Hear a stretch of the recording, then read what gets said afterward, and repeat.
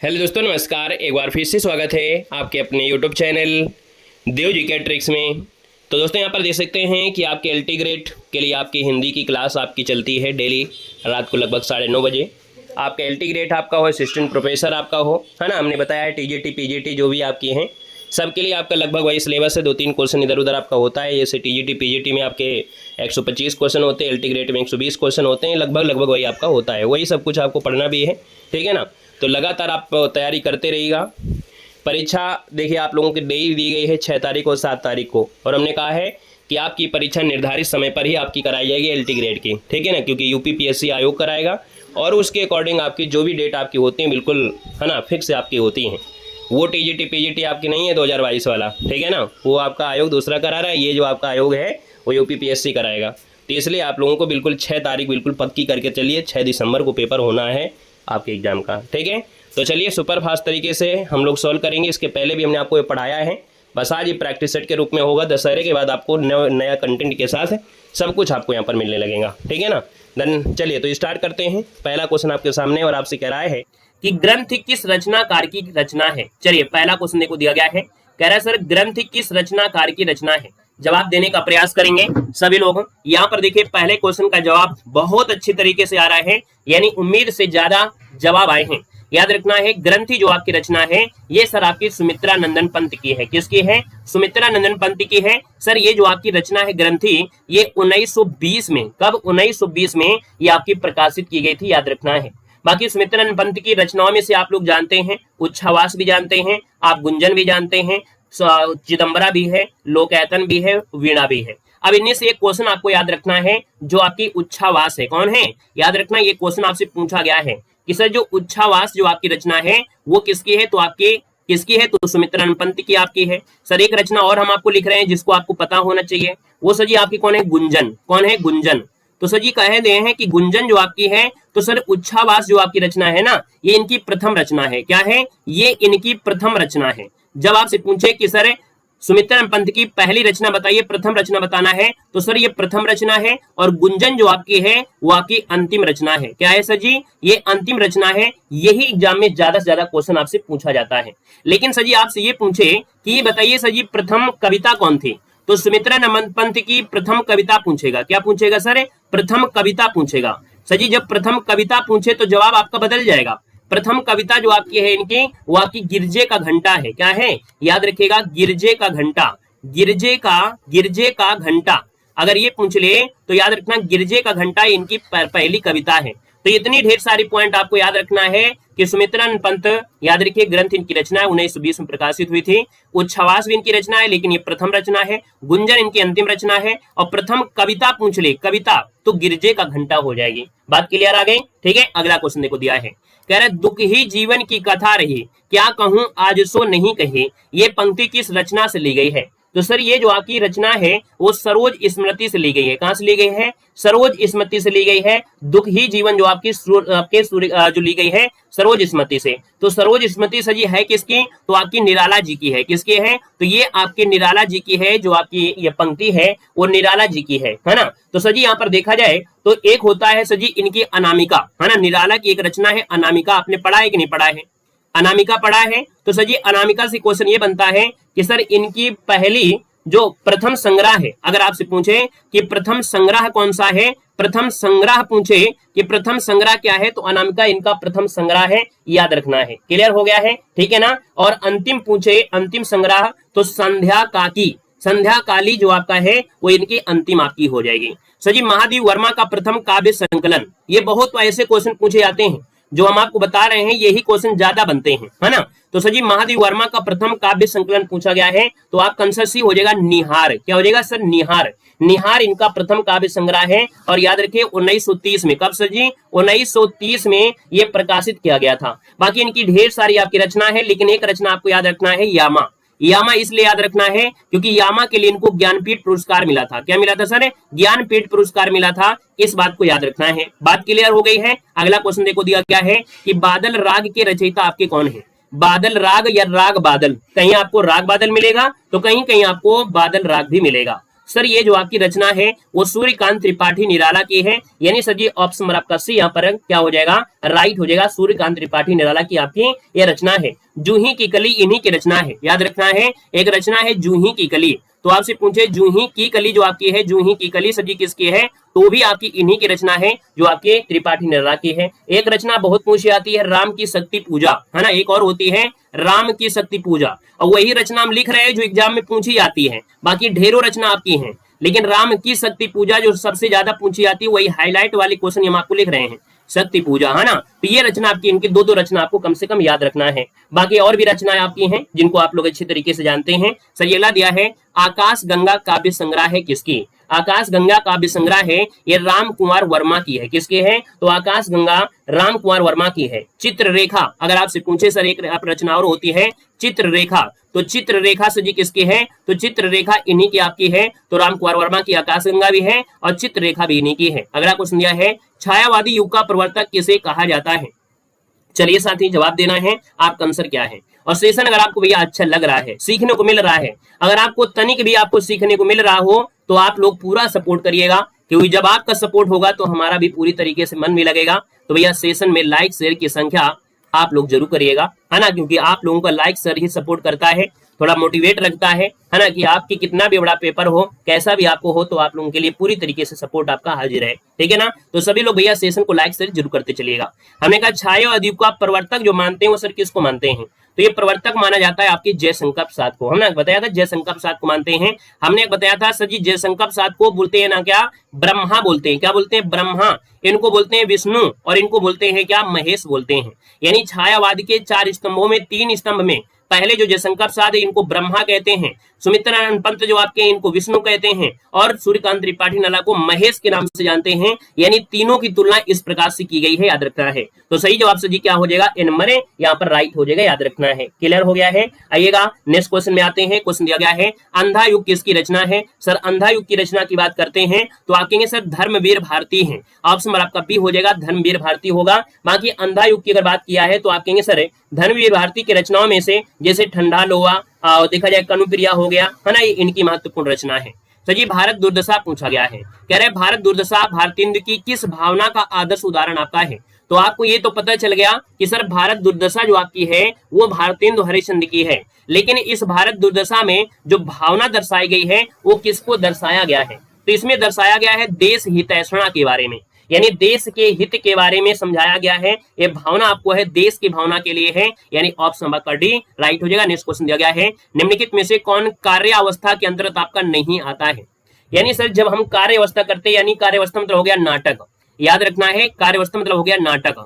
तो सर जी जब हम लोग नाटक के लिए आरंभ करते हैं या शुरू से लेके अंत तक जब जारी रहता है तो उसमें मुख्य रूप से 5 भाग होते हैं जिनको हम कार्यावस्था कहते हैं। ये 5 भागों में प्रारंभ, प्रयत्न, प्रत्याशा, निपताति और फलागम, ये 5 पॉइंट होते हैं। तो सर जी इसमें किसका नाम नहीं आया है, ये नाम नहीं आया है उत्पाद का, यानी ये इसमें आपका नहीं होता है। तो कभी पूछे सर कार्यावस्था के भाग कितने होते हैं, तो 5 भाग होते हैं, ये भी आपको याद रख लेना है। कार्यावस्था मतलब होता है नाटक से रिलेटेड है, ठीक है। अगला क्वेश्चन दिया गया है महाभारत की कथा पर आधारित नाटक इनमें से कौन है। तो महाभारत की कथा पर आधारित आपका ये नाटक है अंधा युग। क्या है, अंधा युग है। और याद रखना है इसमें अंधा युग में दोस्तों याद रखना है ये महाभारत युद्ध जो हुआ था 18वां दिन, है ना, महाभारत का जो 18वां दिन है वहां से स्टार्ट होता है। वहां के दिन की संध्या से लेकर ये स्टार्ट होती है कहानी, कृष्ण की मृत्यु तक के कालखंड को इसमें दर्शाया गया है। यानी अंधा युग में महाभारत का 18वें दिन का अंतिम समय, है ना, यानी संध्या का समय लेकर भगवान कृष्ण की मृत्यु तक के बारे में आपको अंधा युग में दर्शाया गया है। ऑप्शन नंबर आपका ए नंबर इसका राइट हो जाएगा। और ये सजी किसका है, तो आपके किसका है, अंधा युग भारत भारती के द्वारा है। क्लियर हो गया है। अगला क्वेश्चन दिया है नाटक में अभिनय कितने प्रकार का होता है। सजी नाटक में अभिनय कितने प्रकार का होता है, यहाँ पर नाटक में अभिनय 4 प्रकार से होता है। कितने सजी, 4 प्रकार से होता है, 4 प्रकार से होता है, ठीक है ना। यानी आपका जो आंसर बनेगा वो सजी आपका बी नंबर राइट हो जाएगा। यानी आंगिक, वाचिक, आहार्य और सात्विक 4 होते हैं। आंगिक, वाचिक, आहार्य और सात्विक ये 4 आपके होते हैं अभिनय के 4 प्रकार। ऑप्शन बी बनेगा। बकरी नाटक के रचयिता आपके हैं कौन। बकरी नाटक के सजी रचयिता पूछा गया है और बकरी नाटक के रचयिता आपके होंगे कौन है, तो यहाँ पर याद रखना इनका नाम है सर्वेश्वर दयाल सक्सेना। क्या है, सर्वेश्वर दयाल सक्सेना। यानी ऑप्शन नंबर आपका डी इसका राइट हो जाएगा, सर्वेश्वर दयाल सक्सेना हो जाएगा। अभी लगभग 10 प्रैक्टिस सेट आप लोग लगा लीजिए, 10 से 15 प्रैक्टिस सेट है। इसके बाद आपको हर एक रचना ट्रिक से आपको पढ़ाने लगेंगे। जब आपको समझ में आएगा, थोड़ा बहुत आपको आएगा, तो हम जहां पर प्रयोग होगा तो ट्रिक भी प्रयोग करने लगेंगे। सर जी, संयोगिता स्वयंवर आपका है। संयोगिता स्वयंवर जो आपका है, ये आपका है क्या? तो संयोगिता स्वयंवर में दर्शाया गया है नाटक है। क्या है सर? ये आपका नाटक है। यानी यहाँ पर भारतेंद्र युगीन जो लेखक थे लाला श्रीनिवास दास के द्वारा, तो ये संयोगिता स्वयंवर है वो किसके द्वारा है? तो लाला श्रीनिवास दास। कौन हो जाएंगे? लाला श्रीनिवास दास। लाला श्रीनिवास दास जो आपके हैं, निवास दास, उनके द्वारा सजी आपका रचित किया गया है संयोगिता स्वयंवर। और जानते हैं संयोगिता स्वयंवर आप लोग जानते होंगे सर, कन्नौज में जो आपकी थी संयोगिता, कन्नौज की थी, है ना। जयचंद की शायद आपकी बेटी थी, और जो पृथ्वीराज चौहान थे, है ना, इनकी कहानी आपने पढ़ा होगा, वही चीज आपका इसमें है। तो ऑप्शन आपका इसका राइट हो जाएगा।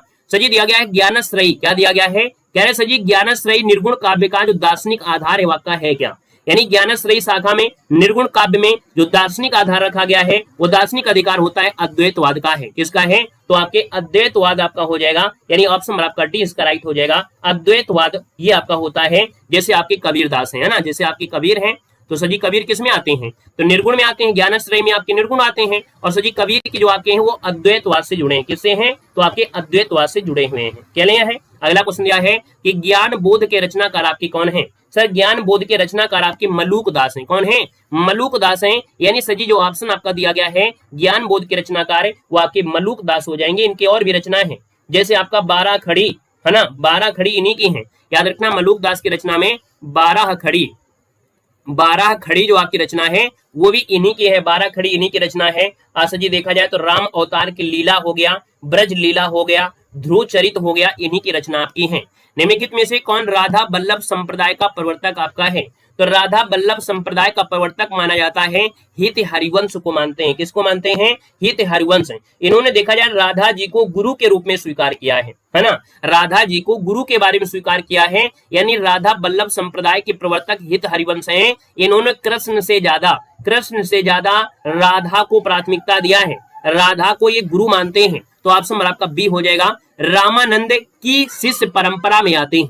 तो सर जी आप कहेंगे रामानंद हैं, और ये तो सर जी रामानुजाचार्य हो जाएंगे। यानी ऑप्शन आपका भरा जाएगा सी नंबर है। रामानंद रामानुजाचार्य की शिष्य परंपरा आते हैं। ऑप्शन आपका जिसका आ गया है सी नंबर है, वो जवाब सर जी आपका बिल्कुल सही हो जाएगा। अशोक के फूल जो निबंध है, अशोक के फूल जो निबंध है, ये किसके द्वारा रचित किया गया है? यहाँ पर जो आंसर आपका दिया है, वो सर आपका आंसर इनमें से क्या हो जाएगा? क्या इसका जवाब आप दे सकते हैं?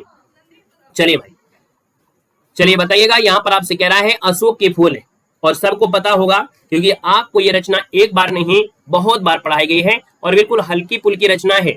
छोटे मोटे एग्जाम में, जैसे पेड एग्जाम होता है, पुलिस एग्जाम में होता है ना, यूपीडब्ल्यूएससी में लेखपाल होता है, वहां पर ये आपको पढ़ाई जाती है। तो हमने कहा सर जी अशोक के फूल है, और अशोक के फूल नागार्जुन कहाँ से लगा रहे हो भाई?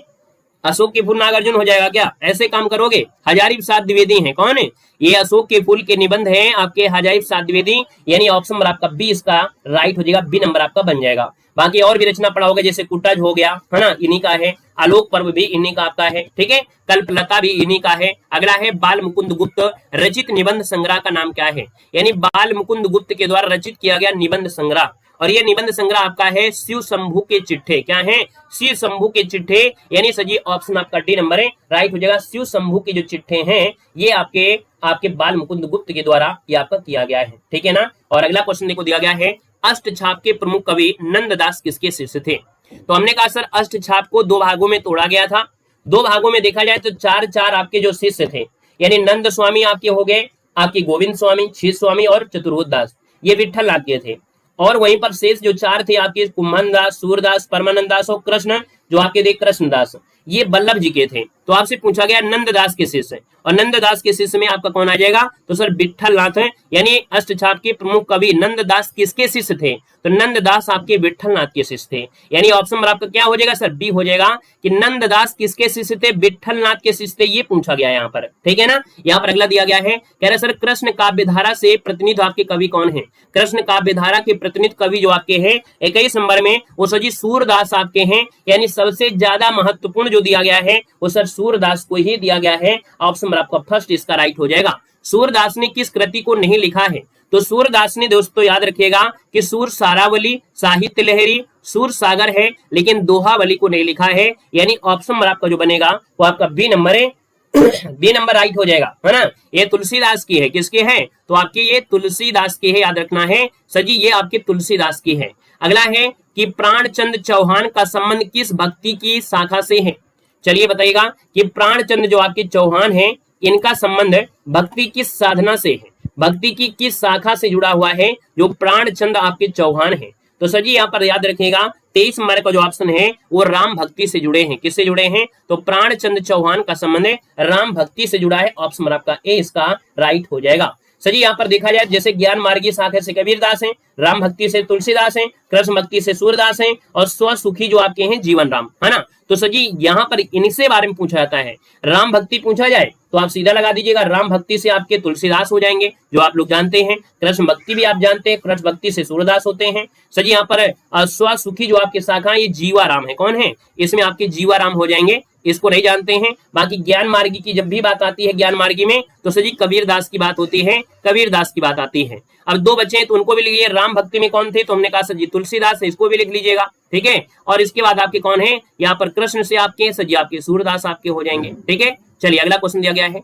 आज थोड़ा सा जो लैपटॉप में थोड़ा कोई समस्या आ रही है, ब्लिंक कर रहा होगा, लेकिन थोड़ा एडजस्ट करिएगा। कह रहे सर जी तुलसीदास जी ने भी भ्रमर परंपरा के अंतर्गत भ्रमर गीत की रचना किया है जो संकलित है, यानी भ्रमर गीत के बारे में तुलसीदास ने भी रचना किया है और ये रचना किया है भ्रमर गीत परंपरा के अंतर्गत किया है। सर जी इसको जो रचना संकलित की गई है वो की गई है कृष्ण गीतावली में। किसमें, कृष्ण गीतावली में, यानी ऑप्शन नंबर आपका बी इसका राइट हो जाएगा, कृष्ण गीतावली में किया गया है। नाभादास कृत भक्तमाल की जो भाषा है वो आपकी है क्या, तो याद रखना भक्तमाल जो आपकी है, यानी भक्तमाल की जो रचना है नाभादास की है, ये बहुत पूछा जाता है। सर इसकी भाषा जो आपकी है वो आपकी ब्रज भाषा है, यानी ऑप्शन आपका बी नंबर है राइट हो जाएगा। अगला क्वेश्चन दिया है गोस्वामी तुलसीदास जी की कुल कितनी कृतियों में उत्तर कांड संबंधी वर्णन प्राप्त होते हैं, यानी उत्तर कांड के बारे में पूछा गया है। तो याद रखिए गोस्वामी तुलसीदास 26 नंबर का ऑप्शन आपका बी हो जाएगा। सर 4 आपके हो जाएंगे, यानी सर जी 4 मतलब हो गया रामचरितमानस, इसमें भी देखा जाए उत्तर कांड के बारे में दिया गया है। गीतावली में भी आपके उत्तर कांड के बारे में मिलेगा, बरवे रामायण में भी उत्तरकांड के बारे में मिलेगा और कवितावली में भी उत्तरकांड के बारे में जानकारी मिल जाएगी। यानी उत्तरकांड के बारे में जानकारी 4 जगह से आपको मिल जाती है गोस्वामी तुलसीदास की कृतियों में से। मलिक मोहम्मद जायसी को जायसी कहा जाता है क्यों, क्योंकि इनका जो आपका जन्म है, जन्म हुआ था जायस नामक स्थान के निवासी होने के कारण इनको जायसी कहा गया था। तो ऑप्शन आपका सी इसका राइट हो जाएगा। कुतुबन के गुरु का नाम पूछा गया है। सर जी कुतुबन के जो गुरु थे वो आपके थे इनमें से कौन, कुतुबन के जो आपके गुरु रहे हैं, कुतुबन के जो गुरु रहे वो आपके थे कौन है, यहाँ पर जवाब देना है। तो सर जी आपका आंसर इनमें से क्या हो जाएगा, यहाँ पर जवाब दीजिएगा 28 नंबर में। तो सर जी शेख बुरहान थे, कौन है, कुतुबन के जो आपके गुरु का नाम था वो शेख बुरहान था, यानी ऑप्शन नंबर आपका सर जी क्या बनेगा, यहाँ पर ऑप्शन नंबर आपका बनेगा डी के साथ जाएगा। नेक्स्ट क्वेश्चन दिया गया है लाल तारा, देखो दिया है लहर तारा नहीं है, लाल तारा की विधा आपकी है, यानी जो लाल तारा है ये आपका है क्या, तो लाल तारा ये रेखा चित्र है, क्या है सर, ये रेखा चित्र है लाल तारा, ये राम वृक्ष बेनीपुरी की है, किसके है, तो राम वृक्ष बेनीपुरी की आपकी है, बेनीपुरी की है, राम वृक्ष बेनीपुरी लिखना है तो आप लिख सकते हैं राम वृक्ष बेनीपुरी की ये आपकी रचना है, याद रखना, जो कि रेखा चित्र है लाल तारा। अगला क्वेश्चन है हिंदी में रेखा चित्र के प्रथम रचयिता पंडित पदम सिंह शर्मा की रचना का नाम बताना है, यानी हिंदी में रेखा चित्र की प्रथम रचयिता आपके पंडित पदम सिंह शर्मा है, इनकी रचना का नाम क्या है, तो इनकी रचना का नाम था पदम पराग, क्या था, पदम पराग, यानी ऑप्शन ए नंबर इसका राइट हो जाएगा, पदम पराग हो जाएगा। यानी इस विधा के जनक माने जाते हैं, याद रखना है जो पंडित पदम शर्मा है, पंडित पदम शर्मा है, इनको भैया देखिए रेखा चित्र के जनक के रूप में जाना जाता है, याद रखना है। सर जी मतीराम का जो रचित ग्रंथ है वो आपका कौन है, मतीराम द्वारा रचित ग्रंथ इनमें से कौन है, मतीराम का ग्रंथ आपका है कौन। साथ ही दोस्तों आप लोग हमारे ऐप से नहीं जुड़े हैं तो आप लोग हमारे ऐप में जुड़ सकते हैं, आपको वहां पर पूरी सुविधा दी गई है, जिसमें से आपको LT ग्रेड के आपको टेस्ट पेपर भी यहाँ पर मिलेंगे, यानी यहाँ पर 99 रुपए में यहाँ पर आप लोगों के लिए पूरी नोट्स भी आपको मिलेगी। इसी प्रकार से हिंदी साहित्य का इतिहास हो या कोई भी पॉइंट आपका है, शुरू से लेके अंत तक आपको इसमें 99 में पूरी व्यवस्था है।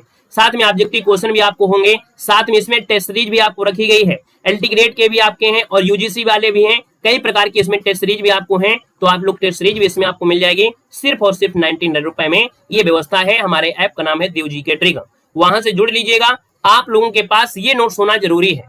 हमने कहा आज के समय में फॉर्म भरोगे आपको फॉर्म भरने में यहाँ पर देखो कितने कितने लगते हैं, लेकिन आप लोग यहाँ पर आप हमारे यहाँ पर 99 में आप ये पीडीएफ जो कि आप लोगों के लिए रामबाण है ना, रामबाण साबित हो गए, तो आप लोग हमारे ऐप से जाकर इसको भी परचेज कर लीजिएगा। सिर्फ 99 रुपए में है, बहुत ज्यादा हमने प्राइस नहीं रखा है, जिसमें आपको पूरा नोट्स होगा, टेस्ट सीरीज भी आपकी है और ऑब्जेक्टिव क्वेश्चन भी आपको मिलेंगे, ठीक है ना। तो ऐप का नाम है Dev GK trick, link description box में है, तो उससे आप लोग जुड़ सकते हैं। देखो हमने कहा सर जी मतीराम द्वारा रचित ग्रंथ आपका है कौन, तो मतीराम का जो आपका है वो आपका है ललित ललाम है, यानी ऑप्शन आपका जो बनेगा वो आपका सर जी कौन हो जाएगा, यहाँ पर जो ऑप्शन दिया गया है मतीराम द्वारा रचित ग्रंथ आपका है ललित ललाम, जो कि ऑप्शन आपका सी नंबर है, यहाँ पर राइट हो जाएगा। और यहाँ पर आगे बढ़ते हैं, मतीराम की भाषा क्या है। नमस्ते, राधे राधे, वेलकम है। हमने कहा सर जी मतीराम की जो भाषा है वो आपकी है कौन है, तो मतीराम की भाषा का नाम है साहित्यिक ब्रज भाषा, यानी मतीराम जो आपके हैं वो ब्रज भाषा से लेते हैं, लेकिन कैसी साहित्यिक ब्रज भाषा इनकी है, ऑप्शन आपका बी यहाँ पर राइट हो जाएगा। और अगला दिया है चिंतामणि द्वारा रचित प्रबंध काव्य इनमें से कौन है, तो चिंतामणि द्वारा रचित प्रबंध काव्य जो आपका है 33 नंबर में, वो सही आंसर आपका ये हो जाएगा कृष्ण चरित है। क्या है सर, कृष्ण चरित जो आपका है ना, कृष्ण चरित जो आपका है ये सजी क्या है, प्रबंध काव्य है। 9 भागों में चिंतामणि ने कुल 9 भागों की रचना किया है, चिंतामणि ने कुल 9 भागों की रचना किया है। कितने भागों की, तो 9 भागों की रचना किया है, 9 भागों की रचना किया है, याद रखना है, 9 भागों की रचना किया है इन्होंने, याद रखना है। सर जी ब्रज भाषा के आधुनिक कालीन प्रसिद्ध कवि आपके कौन है, तो ब्रज भाषा के आधुनिक कालीन प्रसिद्ध कवि पूछा गया है। सर 34 नंबर की बात करते हैं, तो अब ब्रज भाषा के आधुनिक कालीन, सर ये जो आपके हैं जगन्नाथ दास रत्नाकर हैं, क्या हैं, जगन्नाथ दास रत्नाकर हैं, ऑप्शन आपका बी नंबर इसका राइट हो जाएगा। नमस्कार भैया, नमस्कार नमस्कार, वेलकम है, स्वागत है। यहाँ पर देखा जाए तो सर जी हमने कहा कि ये सर ब्रज भाषा के आधुनिक कालीन कवि आपके जगन्नाथ दास रत्नाकर, ऑप्शन सी बनेगा। रीत काल की रीत सिद्ध काव्य धारा के कवि कौन है, तो आप लोगों ने यहाँ पर हमारा एक वीडियो देखा होगा मैराथन वाला, सबने देखा है, हिंदी साहित्य मैराथन की क्लास हमने 2 घंटे की यहाँ पर एक वीडियो अपलोड है, 2 घंटे की आपकी हिंदी साहित्य मैराथन की क्लास अपलोड है, तो आप प्लेलिस्ट के माध्यम से देख लीजिएगा। एक एक रचना, एक एक पॉइंट आपको मिल जाएगा, उसमें हर एक पॉइंट आपको तैयार, रीतबद्ध में कौन है, रीत सिद्ध में क्या है, रीत मुक्त में आपके कौन है, सबको अलग अलग डिवाइड किया गया है। हमारे जो आपके ऐप में नोट्स है उसमें भी डिवाइड किया गया है, उसमें भी आपको मिल जाएगा। सर ये 35 नंबर दिया गया है, 35 में ये जो आपके बिहारी हैं, यानी ऑप्शन नंबर आपका जो दिया गया है सर, यहाँ पर जो दिया गया 35 नंबर में कि हिंदी साहित्य रीत काव्य को रीत के आधार पर 3 भागों में, एक तो रीत सिद्ध है, एक रीतबद्ध है और रीत मुक्त है ना, उनमें आपके हैं। तो बिहारी जो आपके हैं वो रीत सिद्ध काव्य धारा के रूप में आपके माने जाते हैं, ठीक है ना। तो इसका आंसर आपका डी के साथ जाएगा। नेक्स्ट क्वेश्चन दिया गया है और आपसे कह रहा है भूषण रीत काल की किस काव्य धारा के कवि हैं, तो जब भूषण की बात किया जाए, जब भूषण की बात किया है तो ये बद्ध हैं, क्या हैं, ये बद्ध हैं, यानी रीतबद्ध काव्य धारा के हैं। हिंदी प्रदीप के यशस्वी संपादक का नाम बताना है, तो हिंदी प्रदीप के यशस्वी संपादक जो आपके हैं 37 नंबर में, वो सजी बाल कृष्ण भट्ट हैं, यानी ऑप्शन नंबर आपका बी हो जाएगा बाल कृष्ण भट्ट, इसका आंसर है राइट हो जाएगा, याद रखना है। अगला देखो दिया है आधुनिक काल के साहित्य की सबसे बड़ी विशेषता क्या है, यानी आधुनिक काल में जो साहित्यिक विशेषता आपकी आ रही है वो विशेषता देखा जाए तो सर जी गद्य को साहित्य के सशक्त माध्यम के रूप में प्रतिष्ठित करना, यानी जो गद्य है उसको साहित्य के सशक्त माध्यम से इसको प्रतिष्ठित करना, ये आधुनिक काल में साहित्य की सबसे बड़ी विशेषता बन रही है, यानी आधुनिक जो गद्य है इसको भी साहित्य के साथ पिरोया जा रहा है। तो ऑप्शन आपका बी के साथ राइट हो जाएगा। अगला दिया है मिश्र बंधु विनोद नामक हिंदी साहित्य के इतिहास लेखकों के नाम बताना है, तो आपको याद रखना है मिश्र विनोद में 3 आपके क्या है भाई, 3 लोग आपके हैं, ये 3 आपके कौन है, गणेश बिहारी मिश्र, साथ में श्याम बिहारी मिश्र और सुखदेव बिहारी मिश्र, यानी ये 3 लोगों के नाम जो है मिश्र बंधु के नाम से होते हैं। तो जवाब सर जी क्या हो जाएगा, यहाँ पर बी नंबर इसका राइट हो जाएगा, यानी मिश्र विनोद नामक जो रचना है वो मिश्र बिंदुओं जो आपकी गणेश बिहारी, श्याम बिहारी, सुखदेव बिहारी के द्वारा की गई है, ऑप्शन नंबर आपका बी के साथ राइट हो जाएगा। अगला पॉइंट दिया गया है पुरानी हिंदी ग्रंथ के लेखक आपके कौन है, पुरानी हिंदी ग्रंथ के लेखक पूछा है, और सर ये आपके लेखक कौन है, चंद्रधर शर्मा गुलेरी, यानी पुरानी हिंदी ग्रंथ के लेखक है चंद्रधर शर्मा गुलेरी, ऑप्शन नंबर आपका फर्स्ट यहाँ पर क्या हो जाएगा, राइट हो जाएगा। नेक्स्ट क्वेश्चन दिया गया है हिंदी साहित्य की भूमिका के लेखक इनमें से कौन है, चलिए हिंदी साहित्य की भूमिका के प्रसिद्ध जो लेखक आपके हैं, इस पुस्तक के लेखक आपके हैं वो आपके होंगे कौन, तो हमने कहा सर क्या दिया गया, भूमिका दिया गया है ना, हिंदी साहित्य का इतिहास नहीं दिया है, हिंदी साहित्य का इतिहास नहीं दिया है। अगर हिंदी साहित्य का इतिहास दिया होता तो आप लोग रामचंद्र शुक्ल लगा देते, लेकिन आपसे दिया है हिंदी साहित्य की भूमिका, जब सर जी भूमिका की बात करें तो हजारी प्रसाद द्विवेदी हैं। कौन है? हिंदी साहित्य की भूमिका की जो आपके हैं वो हजारी प्रसाद द्विवेदी हैं। लेकिन हिंदी साहित्य का इतिहास बोल देता तो रामचंद्र शुक्ल आप लगा देते। ठीक है ना, तो इसका आंसर आपका डी के साथ है, यहाँ पर राइट आंसर आपका हो जाएगा, याद रखना है। क्लियर हो गया है? चलिए अगला क्वेश्चन दिया है, परमात्मा का कुत्ता किसकी रचना है? परमात्मा का कुत्ता किसकी रचना है? सर 42 नंबर दिया है और 42 को ऑप्शन ये मोहन राकेश का है। क्या बात है, इस क्वेश्चन का जवाब याद है आपको? चलिए, परमात्मा का कुत्ता एक कहानी है। ठीक है, ये एक कहानी है और ये कहानियों के बारे में भी आपकी कई प्रकार से जाना गया है, जैसे इंसान के खंडहर, है ना, और साथ में नए बादल हो गया और एक जिंदगी, फौलाद का आकाश, ये इनकी कहानियां हैं मोहन राकेश की। कीर्तिलता की भाषा आपकी है क्या? तो सर जब आपसे पूछा जाए कीर्तिलता की भाषा, कीर्तिलता की भाषा पूछे तो आपका आंसर क्या है, हमने आपको बताया है। तो सर जी 43 का ऑप्शन डी ही होगा। बिल्कुल सही बात है कि सर जी आपका आंसर डी ही होगा, अवाहट भाषा है, क्योंकि सर जी कीर्तिलता की बात हो रही है, कीर्तिलता की बात हो रही है। तो आपका जो आंसर हो जाएगा वो सही आंसर क्या हो जाएगा सर? डी नंबर है, अवाहट भाषा आपकी है। क्या है? अवाहट भाषा में इसका प्रयोग आपका हुआ है। आंसर आपका डी के साथ है, राइट हो जाएगा, याद रखना है। क्लियर हो गया है? विद्यापति है। हाँ, विद्यापति ने एक मैथिल में लिखा है, वो मैथिल भाषा में है। लेकिन अगली क्वेश्चन पर आपका आ गया है सर जी 44, आपके 2018 एलटी ग्रेड में क्वेश्चन पूछा भी गया है। एलटी 2018 में क्वेश्चन आपसे पूछा भी गया था कि गद्य पद्य में मिश्रित चंपू काव्य में से कौन है? तो याद रखना है, आपको पढ़ाया गया था, रटा भी दिया है कि सर यहाँ पर देखा जाए तो आपका आंसर हो जाएगा राउरबेल। सर राउरबेल जो आपकी रचना है वो कैसी है? शिलांकित रचना है। कैसी है? ये शिलांकित रचना है। शिलांकित मतलब होता है शिला में लिखी गई रचना है। किसमें? शिला में लिखी गई रचना है। ये राउरबेल जो रचना है मध्य प्रदेश में एक जगह पड़ती है, वहां पर एक पत्थर है, उस पत्थर पे इस रचना को लिखा गया है, इसलिए इसको शिलांकित रचना कहा जाता है। और ये नक्सिक रचना है। कैसी है? नक्सिक है। तो याद रखना, इसका आंसर आपका सी के साथ राइट हो जाएगा। और ये पहली ऐसी रचना है जो चंपू काव्य में है। चंपू मतलब होता है गद्य पद्य में है, इसलिए आपका आंसर सी के साथ राइट हो जाएगा। क्या सर जी बात क्लियर हो गई है? क्लियर हो गए? तो है किसकी? ये तो अभी बचा हुआ है, अभी क्लियर नहीं हुआ है। ये है किसकी? तो ये जो रचना है रत्नाकर यानी जगन्नाथ दास रत्नाकर की रचना है। किसकी सर? ये जो रचना है वो रत्नाकर की है। किसके है? तो रत्नाकर की है। जगन्नाथ दास जो आपके रत्नाकर हैं, रत्नाकर। ठीक है, यहाँ लिख दे रहे हैं जगन्नाथ जो आपके जगन्नाथ दास जो आपके हैं रत्नाकर, जगन्नाथ दास रत्नाकर, रत्नाकर। ठीक है, तो इनकी रचना है। अगला है चंद बरदाई किसके दरबारी कवि थे? तो चंद बरदाई देखा जाए तो आपके सर पृथ्वीराज चौहान की थे। ऑप्शन आपका डी, यहाँ पर आपका जवाब बिल्कुल राइट हो जाएगा। इनके दरबारी कवि आपके रहे हैं, है ना, और इनके आश्रयदाता रहे हैं, यानी इनके दरबार में रहते थे, आश्रयदाता हो जाएंगे। सही दिया गया है नाटक को पंचम वेद की मान्यता किसने प्रदान किया है? तो आपको हमने बताया था कि नाटक को पंचम वेद की मान्यता ये भरत मुनि ने दिया है, यानी सजी ऑप्शन आपका फर्स्ट हो जाएगा, भरत मुनि। इसका आंसर आपका राइट हो जाएगा। धन्य क्या दिया है? ध्वन्यालोक किस शताब्दी का ग्रंथ है? ध्वन्यालोक जो आपका है किस शताब्दी का है? तो सर याद रखना है 47 नंबर में ऑप्शन आपका जो बनेगा वो राइट आंसर सी हो जाएगा। ये 9वीं शताब्दी का है। कब का है सर? ये 9वीं शताब्दी का ग्रंथ है। आनंद वर्धन आपने याद रखना, एक नाम याद रखिए कि जो ध्वन्यालोक है ये आनंद, क्या नाम लिखना है? सबसे पहले आनंद लिखना है, फिर वर्धन आपको लिख देना है। सबसे पहले आनंद लिखना है, इसके बाद क्या लिखना है? आनंद के बाद वर्धन। क्या लिखना है? वर्धन। तो आनंद वर्धन ने इसकी रचना किया था। यानी काव्य शास्त्र में ध्वनि संप्रदाय का प्रवर्तक पूछ ले, क्या पूछे कि सर काव्य शास्त्र में ध्वनि शास्त्र का प्रवर्तक कौन है? क्या पूछेगा? ध्वनि शास्त्र का जो प्रवर्तक सजी आपका है ना, ध्वनि शास्त्र का जो प्रवर्तक माना जाता है, प्रवर्तक वो सजी किसको मानते हैं? तो आपके आनंद वर्धन को मानते हैं। ठीक है, अगला क्वेश्चन देखो दिया गया है कि काव्य के विशिष्ट तत्व के रूप में ध्वनि शब्द का सर्वप्रथम प्रयोग जो किया था वो किसने किया था? तो इसी से रिलेटेड आपका क्वेश्चन भी है। आप कहेंगे सर जी आपने जो बता दिया बहुत अच्छा हुआ, अगला क्वेश्चन भी उसी के साथ आपको मिल गया है, यानी सर जी ऑप्शन आपका सी के साथ है, राइट हो जाएगा। इनमें से कौन सी काव्य कृति सुदामा पांडे धूमिल की रचना है? चलिए सर, सुदामा पांडे धूमिल की रचना पूछा गया है और 49 नंबर में, तो ऑप्शन आपका क्या हो जाएगा सर? ए हो जाएगा, कल सुनना मुझे। क्या है?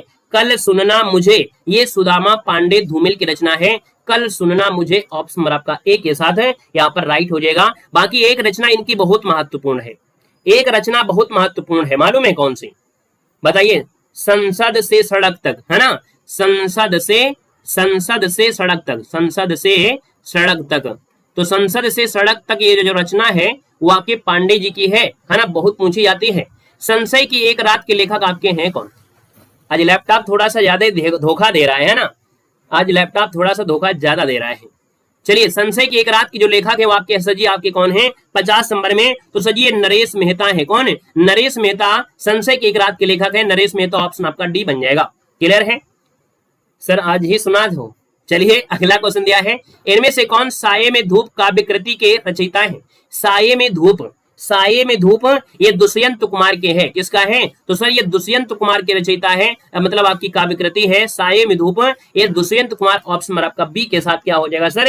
यहाँ पर राइट हो जाएगा, बी नंबर इसका राइट हो जाएगा। बाकी जलते हुए वन है ना, जलते हुए वन का बसंत, ये भी इन्हीं की रचना है। अगला पॉइंट दिया है, कितनी नावों में कितनी बार, ये किसकी रचना है? कितनी नावों में कितनी बार किसकी रचना है? 52 नंबर दिया है। 52 की बात करते हैं तो ये अज्ञे जी की रचना है, यानी हीरानंद सचिदानंद हीरानंद वासेन का उपनाम था अज्ञे। तो याद रखना है कितनी नावों में कितनी बार, ये सचिदानंद हीरानंद वासेन अज्ञे की रचना है, यानी फर्स्ट नंबर इसका क्या होगा सर? यहाँ पर राइट आंसर हो जाएगा, याद रखना है। क्लियर हो गया है? आइएगा अगले क्वेश्चन में कि कौन सी काव्य कृति है गिरजा कुमार माथुर की आपकी नहीं है? तो गिरजा कुमार माथुर की नहीं है। राधे राधे भैया, राधे राधे। देखो गिरजा कुमार माथुर की कौन सी कृति नहीं है? 53 नंबर आपसे दिया गया है। हमने कहा नाश और निर्माण भी है सजी, शिलापंख, शिलापंख चमकील ये भी है, छाया मत छूना ये भी है, लेकिन सजी दिया गया बुनी हुई रस्सी। अब याद आ गया होगा थोड़ा बहुत आप लोगों को, बुनी हुई रस्सी याद आया थोड़ा? किसकी है? माथुर साहब की है, या गिरजा कुमार माथुर की नहीं है। तो सर ये आपकी है किसकी? भवानी प्रसाद मिश्र की है। किसकी है सर? ये भवानी प्रसाद मिश्र की है। किसके है? तो याद रखना है कि सर ये भवानी प्रसाद मिश्र की है, भवानी प्रसाद मिश्र की रचना है जो आपकी बुनी हुई रस्सी है। अगला क्वेश्चन देखो दिया है, सुकुल की बीबी किसकी रचना है? सुकुल की बीबी सर रचना आपकी है किसकी? तो सुकुल की बीवी जो रचना है वो सूर्यकांत त्रिपाठी निराला की है। किसकी है? सुकुल की जो बीवी है सूर्यकांत त्रिपाठी निराला की रचना है। ऑप्शन नंबर आपका सही बनेगा, सी नंबर राइट हो जाएगा। इनकी कहानियां जैसे दो घोड़े, चतुरी चमार आपने पढ़ा होगा, सुकुल की बीवी भी और साथ में सजी यहाँ पर चतुरी चमार इन्हीं की रचना है। याद रखना है एक आपकी है चतुरी चमार, चतुरी चमार ये भी इन्हीं की आपकी रचना है जो आपसे पूछी जाती है। ये इनकी कहानी है, याद रखना ये इनकी कहानी है। और सजी आपका देवी, एक आपका होता है देवी, देवी भी आपकी इन्हीं का आपका है। और देवी के साथ साथ सजी एक और आपसे पूछी जाती है हिरनी। क्या होता है? हिरनी। तो हिरनी भी इन्हीं की आपकी रचना है। ठीक है, अगला है, निम्नलिखित कहानियों में से कौन सी कहानी जैनेन्द्र कुमार के द्वारा कृत है? यानी जैनेन्द्र कुमार की कहानी आपकी बताइएगा कौन सी हो जाएगी? तो जैनेन्द्र कुमार की कहानी है आपकी पाजेब। क्या है सर? पाजेब। ये जो पाजेब आ रहा है, क्योंकि नमक का दरोगा तो होगी नहीं भाई, आप लोग जानते हैं कि सर नमक के दरोगा तो हो नहीं सकती है। सर जी मलबे का मालिक नहीं, हार की जीत नहीं है, ये सुदर्शन की है। तो सर जी ऑप्शन नंबर आपका सी हो जाएगा पाजेब, जो आपका दिया है ये जैनेन्द्र के द्वारा रचित ये कहानी है पाजेब, है ना, पाजेब आपकी हो जाएगी। अच्छा, इनकी एक रचना आपकी फांसी, याद रखना जैनेन्द्र कुमार की एक रचना फांसी भी आपकी है जो आपसे पूछी आती है। फांसी ये भी इन्हीं की रचना है। फांसी क्या है? तो भैया इनकी रचना है, याद रखना, जो आप लोग दूसरा समझने लगे, क्योंकि आपकी जो क्लास नोट्स होती है ना, जो आपकी क्लास नोट्स होती है वो भी हमारे ऐप में अपलोड कर दी जाती है।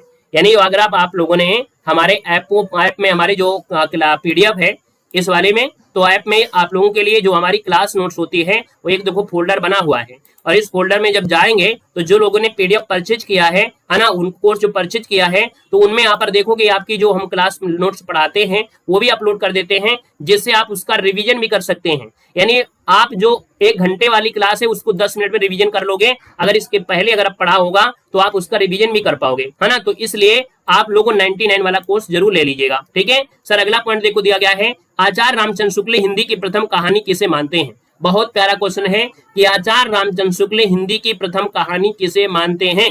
सर 56 नंबर दिया है, और ये इंदुमती है, यानी ऑप्शन बी हो जाएगा सर, इंदुमती। इसका आंसर आपका बी, जिसका ऑप्शन आ गया है इंदुमती, बिल्कुल सही जवाब हो जाएगा, है ना। ये तो आपने बहुत बार पढ़ा भी होगा, है ना। और देखा जाए किशोरी लाल गोस्वामी के द्वारा, ये जो इंदुमती आपकी है किसके द्वारा है? तो आपकी सजी किशोरी लाल गोस्वामी, किसके द्वारा? तो किशोरी लाल गोस्वामी, किशोरी लाल गोस्वामी के द्वारा, गोस्वामी के द्वारा क्या है सर जी? ये आपकी रचित है, याद रखना है। अगला देखो दिया है कि प्रकाशन वर्ष के आधार पर जयशंकर प्रसाद के कहानी संग्रह का सही क्रम क्या है? तो याद रखना है कि जयशंकर प्रसाद की सभी कहानियां आपको पता होना चाहिए।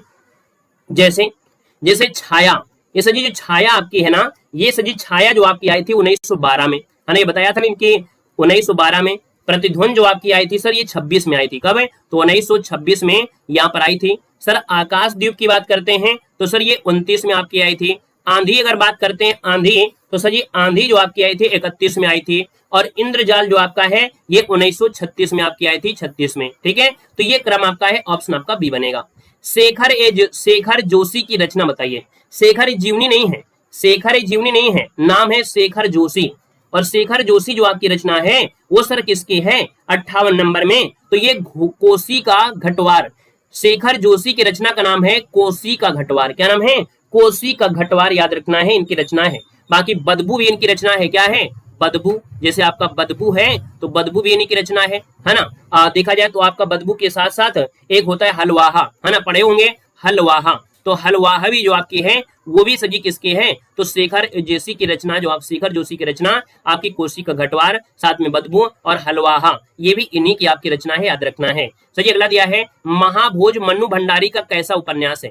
महाभोज की अगर बात करें तो सर ये राजनीतिक उपन्यास है, यानी महाभोज जो आपका है ये उपन्यास है, राजनीतिक उपन्यास है महाभोज, जो मन्नू भंडारी का है। अगला हिंदी द्विवेदी युग के सर्वश्रेष्ठ प्रगीतकार माने जाते हैं, तो याद रखना है द्विवेदी युग के सर्वश्रेष्ठ प्रगीतकार पूछा गया है आपसे। द्विवेदी युग के प्रवर्तक नहीं पूछा है, प्रवर्तक नहीं पूछा, आपसे पूछा है आपसे प्रगीतकार। और सर प्रगीतकार जो आपके हैं वो मुकुटधर पांडे हैं। कौन है, प्रगीतकार का नाम आता है तो मुकुटधर पांडे का नाम आता है। तो ऑप्शन नंबर आपका सजी आएगा यहाँ पर सी नंबर है, इसका राइट हो जाएगा, सी नंबर इसका राइट हो जाएगा, याद रखना है ना। और यहाँ पर छायावाद के जनक भी कहा जाता है, इनको छायावाद का जनक भी कहा जाता है। सजी दिया गया है द्विवेदी युग की कविता आपकी कौन है, द्विवेदी युग की कविता पूछा गया है, द्विवेदी युग की कविता इनमें से है कोई 61 नंबर में। तो सर ये जो दिया है उपदेशात्मक और इतवृत्तात्मक, ये द्विवेदी युग की कविता है, ऑप्शन नंबर आपका ए इसका राइट हो जाएगा, याद रखना, ए नंबर इसका बन जाएगा। ठीक है, और याद रखना द्विवेदी युग को जागरण सुधार काल कहा जाता है। द्विवेदी युग को क्या कहते हैं, इसको बोलते हैं जागरण सुधारवाद, है ना, क्या बोलते हैं, जागरण सुधारवाद कहा जाता है, जागरण सुधारवाद भी कहा जाता है। कि खड़ी बोली हिंदी का आधुनिक कालीन प्रथम काव्य में से कौन है, यानी सर 63 की अगर बात कर लेते हैं तो आपका आंसर क्या हो जाएगा, खड़ी बोली हिंदी का आधुनिक कालीन प्रथम काव्य माना जाता है परिप्रवास का, यानी सही जवाब आपका हो जाएगा बी नंबर परिप्रवास, जिसका ऑप्शन आ रहा है बिल्कुल सही हो जाएगा। गुड इवनिंग, नमस्ते, जय Hind, good evening, Radhe Radhe, welcome है, स्वागत है, बहुत बहुत स्वागत है। चलो यहाँ पर देखा जाए तो हमने कहा सर इसका आंसर आपको दिया है बी नंबर है, यहाँ पर आपका राइट हो जाएगा, है ना। यानी देखा जाए तो सर जी ये एक प्रबंध काव्य है, कृष्ण के बचपन से लेकर, क्या, कृष्ण जी के बचपन से लेकर मथुरा तक जब जितना तक प्रस्थान रहे हैं उनका पूरा वर्णन इसमें आपसे किया गया है, पूरा वर्णन इसमें किया गया है दोस्तों, याद रखना है। सर यहाँ पर परिप्रवास की बात करते हैं तो एक क्वेश्चन और निकल के आता है कि सर यहाँ पर देखा जाए तो इसके रचयिता जो आपके हैं वो कौन है, तो अयोध्या सिंह उपाध्याय हरिऔध है। कौन है, हरिऔध जो आपके हैं, हरिऔध इसके आपके क्या है सर, हरिऔध जो आपके हैं वो इसके क्या है, रचनाकार आपके हैं। सर जी कितने सर्ग हैं, तो परिप्रवास आपके 17 सर्ग में बटा हुआ है। कितने सर जी, 17 सर्ग में बटा हुआ है, इस बात को याद रखना है। क्लियर हो गया है, ठीक है ना। चलिए आइएगा, नेक्स्ट क्वेश्चन दिया गया है और आपसे कह रहा है सर आधा गांव उपन्यास के लेखक का नाम आपको बताना है।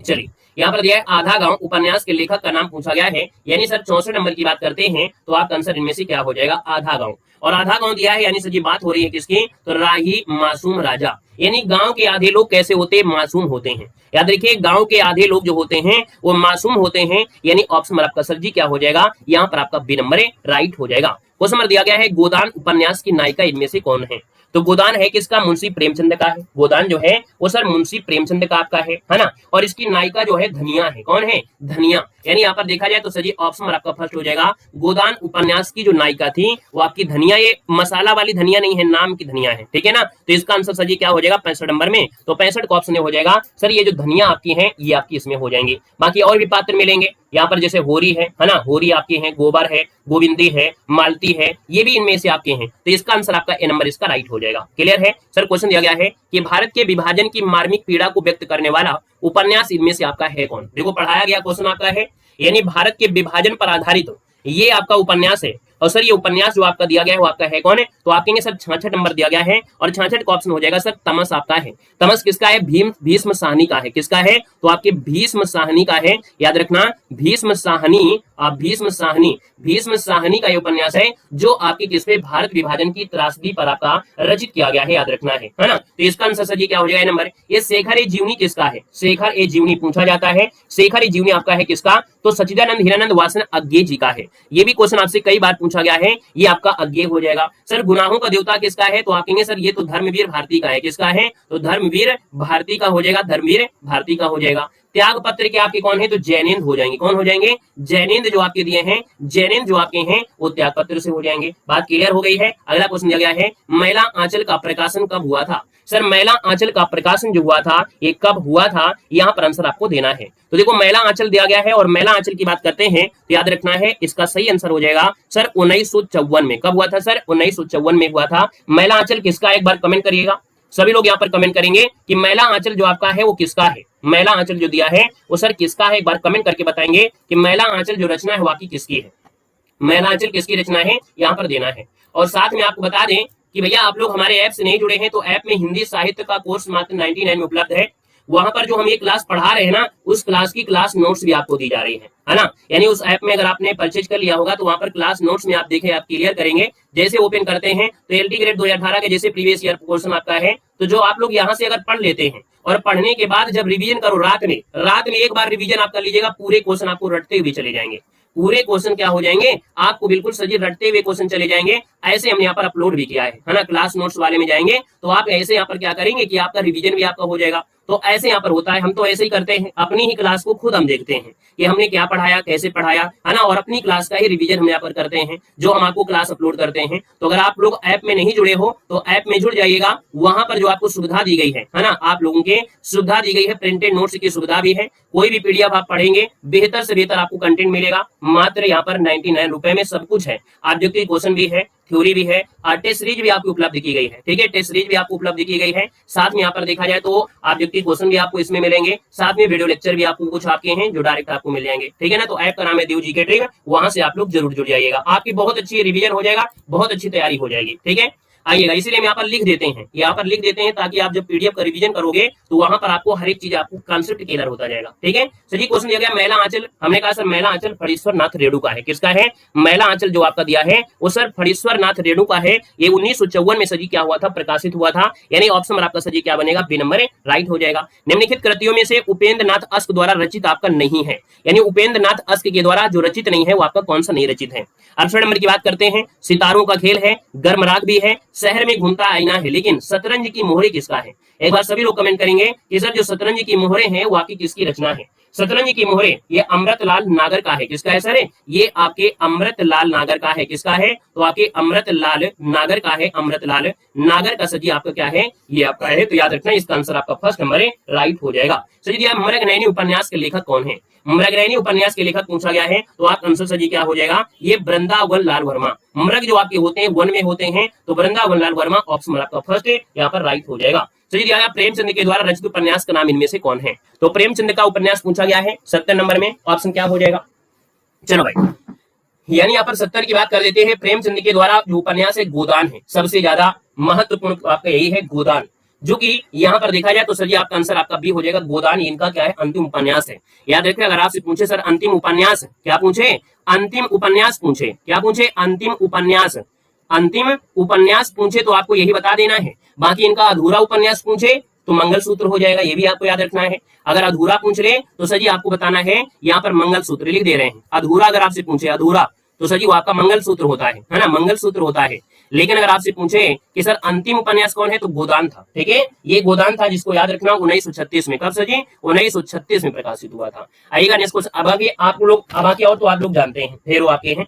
विश्व का प्रथम उपन्यास किसे माना जाता है। विश्व का प्रथम उपन्यास, यानी विश्व का प्रथम आपका है कादम्बरी को मानते हैं। ऑप्शन आपका भी हो जाएगा कि विश्व का पहला या प्रथम उपन्यास ये कादम्बरी है। और इसके जो आपके लेखक वो आपके बाल कृष्ण भट्ट हैं। कौन है, तो यहाँ पर आप कहेंगे सर बाल कृष्ण जो आपके भट्ट हैं, बाल कृष्ण भट्ट का आपका याद रखना है। चलिए, हिंदी का प्रथम मौलिक उपन्यास क्या है, तो हिंदी का पहला मौलिक उपन्यास किसको कहा जाता है, तो सर ये आपका परीक्षा गुरु है। यानी ऑप्शन आपका ये हो जाएगा परीक्षा गुरु हिंदी का पहला मौलिक उपन्यास है। श्रीनिवास दास के द्वारा रचित किया गया था। किसके द्वारा, लाला श्रीनिवास दास, श्रीनिवास दास, श्रीनिवास दास के द्वारा ये रचित किया गया था, याद रखना है। ठीक है ना, आइएगा नेक्स्ट क्वेश्चन दिया है, चौपाई छंद के प्रत्येक चरण में कितनी मात्राएं होती हैं। अब आपके यहाँ पर ग्रामर से रिलेटेड आपके क्वेश्चन है और ग्रामर क्वेश्चन है तो आप भैया बिल्कुल रट सकते हैं। हमने कहा है जो हमारी क्लास 850 वाली चलती है, इसके पहले वाली क्लास उसको जरूर देखिएगा। आपकी ग्रामर पोर्शन की हम पूरी गारंटी दे रहे हैं, एक भी क्वेश्चन आपका गलत नहीं होगा। बाकी अगर आप डेली देखते हैं तो आप हिंदी साहित्य में भी बहुत अच्छा स्कोर करेंगे, ठीक है ना। देखो दिया गया है चौपाई छंद के प्रत्येक चरण में कितनी मात्राएं होती हैं, चौपाई में 16 मात्राएं होती हैं। चौपाई जो आपका है सममात्रिक चरण है, क्या है, सममात्रिक चरण है, प्रत्येक चरण में 16 होती है, ऑप्शन आपका सी हो जाएगा। सर जी मन हरण कवित्त के प्रत्येक चरण में कितने वर्ड होते हैं, हमने कल आपको नोट्स भेजा था टेलीग्राम पे एक नोट्स भेजा था, उस नोट्स में मन हरण कवित्व हो गया, सवैया, रोला, ये जो आपके हैं इनके बारे में एक नोट्स भेजा था, आपने देखा होगा, नहीं देखा है तो जरूर देख लीजिएगा, टेलीग्राम में हम आपको भेज देते हैं। तो टेलीग्राम देव जी के ट्रिक आप लोग जुड़ जाइएगा, वहां पर फ्री नोट्स होते हैं, जो भी हम आपको प्रोवाइड कराते हैं उसको जरूर देखते चलिएगा। देखो मन हरण कवित्व के प्रत्येक चरण में जो वर्डों की गिनती होती है वो सर आपकी 31 होती है, क्या होती है, 31 होती है। यानी ऑप्शन आपका क्या बन जाएगा सर, यहाँ पर सी नंबर इसका राइट हो जाएगा, 31 आपके होते हैं। सर जी नील सरूरु श्याम तरुण वरुण वारिच नयन पंक्ति में कौन सा छंद है, यहाँ पर 75 नंबर दिया गया है। सर 75 की बात करते हैं तो आपका आंसर क्या हो जाएगा, 75 नंबर दिया गया है। तो हमने कहा सर जी आपने दोहा पढ़ा है, लेकिन ये दोहे का उल्टा जैसा लग रहा है, यानी दोहे का उल्टा होता है सोरठा, क्या होता है सर जी, सोरठा होता है। यानी आपका जो आंसर आएगा वो बी नंबर इसका राइट हो जाएगा। मात्रा लगाना है, आप मात्रा भी लगा सकते हैं। आपके यहाँ पर स्टार्टिंग में यहाँ पर देखा जाए तो सर जी यहाँ पर 11 निकलेंगे और यहाँ से आपकी 13 निकलेंगे। तो सोरठा जो होता है वो पहला और तीसरा में सर जी 11 होती है, और दूसरे और चौथे में आपकी 13 होते हैं। वहीं पर आपका सर जी दोहा जो होता है वो पहले और तीसरे में 13 मात्राएं होती हैं, और दूसरे और चौथे में आपकी 11 होती हैं, ठीक है ना, क्लियर हो गया है। चलिए अगला क्वेश्चन है, हिंदी की मूल उत्पत्ति किससे मानी गई है, हिंदी की मूल उत्पत्ति मानी गई है।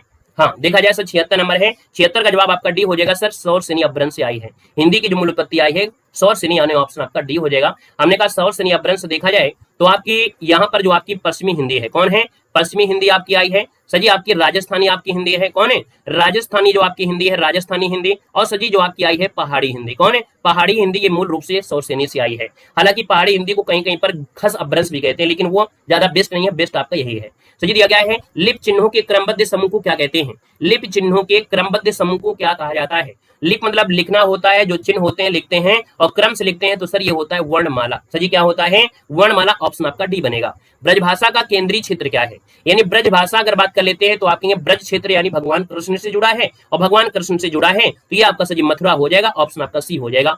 प्रति उपसर्ग हिंदी भाषा की किस भाषा से आया है, यानी सर जो प्रति आया है ये कैसा आपका उपसर्ग है, प्रति सजी आपके संस्कृत शब्द है, कैसा है, प्रति उपसर्ग जो आपका है ये संस्कृत का है, यानी ऑप्शन आपका बनेगा बी नंबर राइट हो जाएगा। बाकी जैसे अति हो गया, अन हो गया, अप, अब, औ, ये उत जो आपके होते हैं ये संस्कृत के ही आपके होते हैं, याद रखना है। तो यदि आए बुंदेली का क्षेत्र आपका है क्या, तो जहां पर बात होती है बुंदेली की, तो बुंदेली यहाँ पर देखा जाए तो सजी झांसी, जालौन, दतिया पढ़ाया गया था। सजी आपके मध्य प्रदेश में जैसे झांसी, जालौन, दतिया है, यहाँ पर बुंदेली बोली जाती है। तो सजी आपका जो आंसर आ रहा है वो आपका बी नंबर इसका राइट हो जाएगा।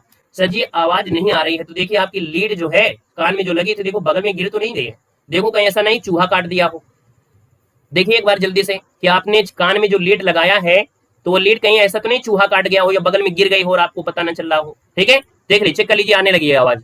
निम्न में से कौन सा अंतःस्थ व्यंजन है, यहाँ पर देखा जाए अंतःस्थ व्यंजन पूछा है। हमने कहा अंतःस्थ मतलब होता है जो आपके जैसे क्या होता है, मुंह के विभिन्न पार्ट से निकलते हैं आपके वर्ड, लेकिन ये अंतःस्थ वाले होते हैं पेट के अंदर से आते हुए प्रतीत होते हैं, मुंह से निकलते हैं लेकिन वो अंदर की ओर खींच रहे होते हैं। क्या होते हैं, जैसे हमने बोला या, तो या बाहर निकलेगा लेकिन वापस जीभ फिर ले जाएगी, यानी जैसे आपका होता है या, वा, र, ला, ये ऐसे वर्ड है कि इनको बोलोगे तो बाहर तो निकलेंगे लेकिन जैसे आप बोलोगे वैसे वापस अंदर की ओर फिर भग जाते हैं और अंदर की ओर फिर से अंदर को चले जाते हैं, इसलिए अंतःस्थ कहते हैं। इनकी संख्या 4 होती है और 4 होती है तो ऑप्शन नंबर आपका हो जाएगा कौन, ला इसका हो जाएगा। और ला जो आपकी है पार्श्विक है, क्या है सर, ये पार्श्विक आपका हो जाएगा। चा कहां से हो रहा है भाई, चा कहां से हो रहा है, चा जो आपका होता है ये तालव्य होता है, क्या होता है, ये तालु होता है, यानी जब चा बोलोगे तो जीभ आपके तालु की स्पर्श करती है। जो समोसा खाते हो, जो आप लोग समोसा खाते हो तो आपकी तालु जल जाती है, तो भैया इसलिए तालुब होता है। लेकिन ला जो आपका है जब आप ला बोलोगे तो ये पार्श्विक जरूर हो रहा है, लेकिन ये आपके कुछ वर्ड है जो पेट के अंदर से आते हुए प्रतीत होंगे, जैसे बोलोगे वर्ड फिर अंदर को भागेंगे, आपकी जीभ बाहर को भेजेगी लेकिन वर्ड जैसे बोलोगे वो अंदर को फिर भागेंगे, इसलिए इनको अंतःस्थ कहा जाता है।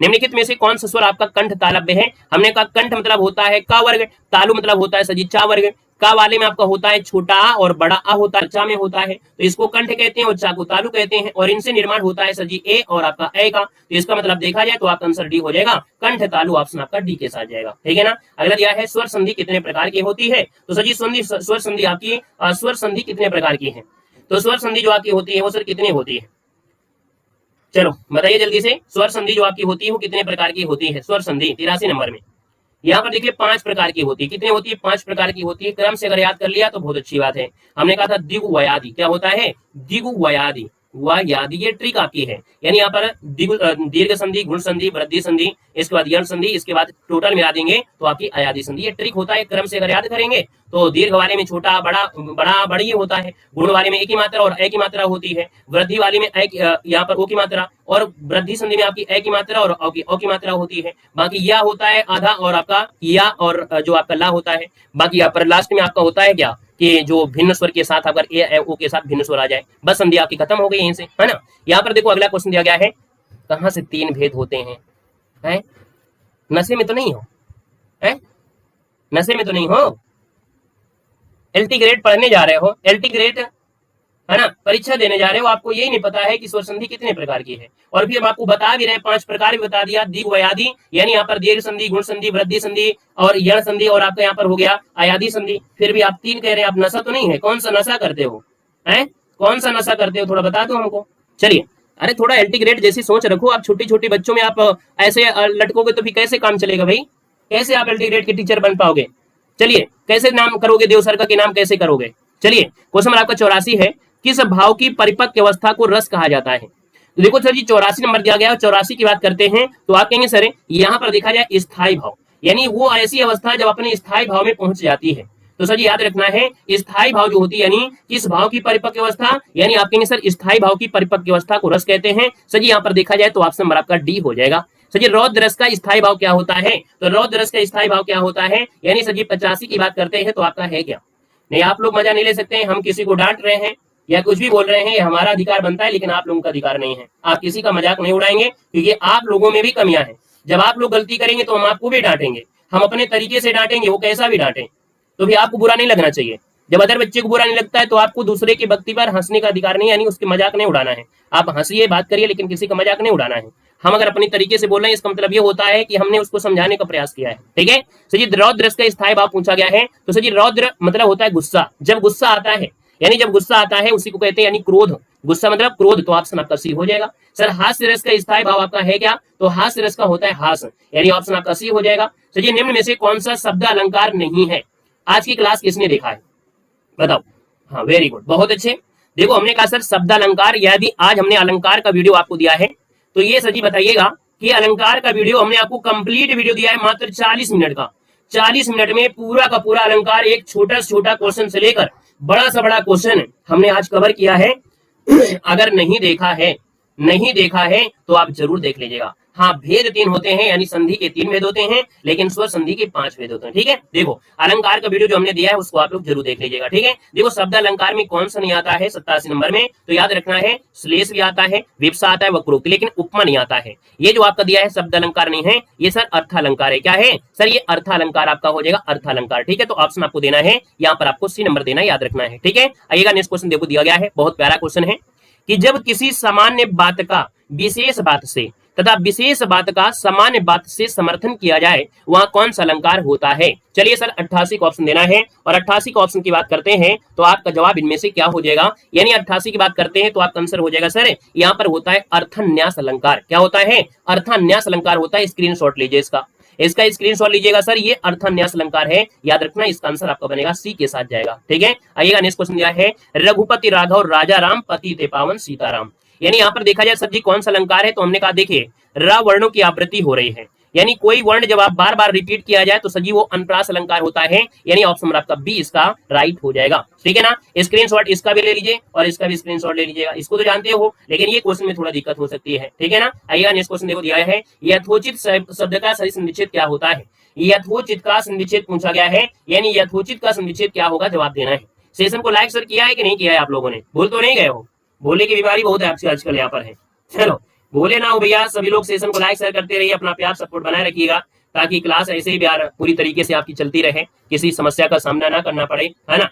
तो सर जी यहाँ पर हमने कहा सर जी यहाँ पर देखो हमने कहा यथा धन उचित है, यथा धन उचित है, यानी यहाँ पर देखा जाए तो ऑप्शन सी हो जाएगा। सर कैसे बना? तो ये देखो बड़ा की मात्रा है, जब भी कभी बड़ा की मात्रा हो और सर जी आपका ऊ होता है तो इसका निर्माण होता है ओ का। क्या होता है? ओ का। और जहां भी ओ की मात्रा लगे वो सर जी गुण संधि होता है। क्या होता है? गुण संधि होता है, यानी गुण संधि की पहचान में आपको हो जाएगा ए की मात्रा और ओ की मात्रा। बस ये मात्रा देख लिया करो कौन सी मात्रा लगी है, ये गुण की हो जाएगी। विद्यार्थी का विद्या धनार्थी होता है, यानी विद्या धनार्थी है तो ऑप्शन नंबर आपका बी हो जाएगा, विद्या धनार्थी। यहाँ पर बड़ा की मात्रा है और सर जी जहां बड़ा की मात्रा मिले वो सर जी दीर्घ संधि होता है। क्या होता है? दीर्घ संधि होता है। नाविक में सर जी पूछा है संधि विच्छेद क्या है, तो सबसे आसान आपका यही संधि होती है, यानी कभी भी 3 अक्षर का नाम हो, क्या 3 अक्षर का नाम हो और बीच में क्या, अगर बीच में अक्षर क्या मिल जाए, या मिल जाए या आपको वह मिल जाए, समझ लो वो आपका है क्या, वो आपका हमेशा अयादी संधि है। क्या है? अयादी संधि है, अयादी संधि। जैसे सर जी नाविक है ना, नाविक है तो नाविक आपका बनेगा कैसे बनेगा, नाविक आपका जो है 9 धन 1 से बना है। क्या है? 9 धन 1 से बना है, यानी सर जी यहाँ पर ओ की मात्रा के साथ कोई भी भिन्न स्वर का जो आ जाता है तो अयादी संधि में होता है, तो आप आंसर सी के साथ राइट हो जाएगा। ठीक है ना। जैसे आपका पावन होता है, क्या होता है? पावन होता है। देखो वह मिल गया कि नहीं मिल गया? मिल गया। चलिए कह रहा है भला मानस में समास क्या है, भला मानस में समास पूछा गया है, यानी मनुष्य की गुण की बात हुई है। भला मानस, तो भैया भला मानस यानी कर्मधारय समास है। भला शब्द क्या होता है? भला शब्द होता है विशेषण, किसी की भलाई करते हैं, यानी सर ये विशेषण है। मानस आपका विशेष से आपका है, यानी जहां पर विशेषण और विशेष का भाव होता है वो कर्मधारय होता है। ऑप्शन ए नंबर इसका राइट हो जाएगा। जिस सामसिक पद में पूर्व पद और उत्तर पद गौड़ होते हैं और कोई तीसरा पद प्रधान होता है सर, वहां पर समाज हो जाता है बहुव्रीहि समास होता है। यानी दो के बीच में तीसरा ने फायदा उठा लिया, दो के बीच में तीसरे ने फायदा उठा लिया, ये बहुव्रीहि समास होता है, यानी वो सर विशेष अर्थ बन जाएगा। जैसे हमने कहा सर यहाँ पर 10 आनन है, क्या है? 10 आनन आपका है, 10 आनन हो गया, तो सर जी 10 आनन क्या है? ना पहला पद प्रधान बन रहा है ना दूसरा बन रहा है, तोड़ने में कहीं बन रहा है, लेकिन तीनों का एक अर्थ निकलेगा, रावण को कहते हैं, यानी सर जी रावण, यानी आपका आंसर हो जाएगा। निम्नलिखित में से किस मुहावरे का अर्थ होता है शर्मिंदा होना नहीं है? ऐसा क्वेश्चन आपको पढ़ाया गया है। अगर 850 वाली अगर आप क्लास लेना शुरू कर देंगे, 850 में जो हिंदी की क्लास हमारी टॉप 50 क्वेश्चन ग्रामर की कराए जाते हैं, अगर वो क्लास लेना शुरू कर दिया, हम आपको गारंटी लेके कहते हैं कि आप लोग यहाँ पर एलटी ग्रेड में आप लोग हिंदी में क्लास करोगे, बाकी जीएस की हम नहीं बोल रहे हैं, बाकी जीएस की क्लास में हम आपको देंगे। अभी आपकी फोकस आपकी हिंदी पर है, क्योंकि पूरा फोकस आपकी हिंदी पर होना चाहिए। तो ग्रामर पोर्शन जितना आ रहा है वो यहीं से कवर हो जाएगा, तो 850 वाली क्लास जरूर लिया करिए। ठीक है। हमने कहा सर नहीं सब दिया गया है, पानी पानी होना, अपना सा मुंह लेकर रह जाना, टका सा मुंह लेकर रह जाना, मुंह में पानी आना, इसका मतलब क्या हो रहा है? यहाँ पर आंसर क्या हो जाएगा सर? डी हो जाएगा। आधा तीतर आधा बटेर, इस लोकोक्ति का अर्थ क्या होता है? तो सर आधा तीतर आधा बटेर मतलब बेमेल चीजों का सर मिश्रण, है ना, बेमेल चीजों का मिश्रण होता है आधा तीतर आधा बटेर। आंसू पीकर रह जाना, इस मुहावरे का अर्थ क्या होता है? तो सर आंसू पीकर रह जाना, यानी यहाँ पर देखा जाए 97 नंबर में, तो ऑप्शन सर जी क्या हो जाएगा? यहाँ पर ऑप्शन आपका डी हो जाएगा, चुपचाप दुख सहन कर लेना, यानी ऑप्शन नंबर सर जी क्या हो जाएगा? चुपचाप दुख सहन कर लेना। सर जी तौलिया किस भाषा से आया है?